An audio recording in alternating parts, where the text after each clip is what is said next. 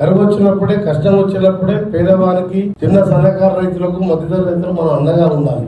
గత కొన్ని దశాబ్దాలుగా ఎప్పుడు కూడా ఇంత కరువు రాలేదు. అసలు వర్షాకాలం లాగానే లేదు మనకు.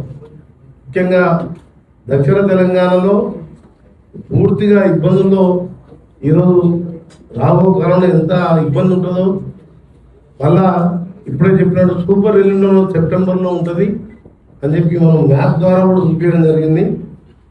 అందుకనే దాన్ని ఇప్పటికెళ్ళే ప్రజాప్రతినిధులు, అధికారులు పూర్తిగా సమయం కేటాయించి ఏ విధంగా ఎదుర్కోవాలనో మ్యాక్సిమం శక్తివంతులు లేకుండా కష్టపడాలని మీ అందరికి కూడా విజ్ఞప్తి చేస్తూ 2000 ట్రాన్స్ఫార్మర్ తక్షణం కావాలి. 4000 ఓవర్లోడ్గా ఉన్నాయి.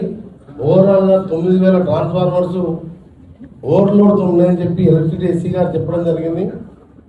మీరు చెప్పిన విధంగా మీ ప్రపోజల్ పంపిస్తే ముఖ్యమంత్రి గారితో ఎప్పటికప్పుడు మాట్లాడుతూ,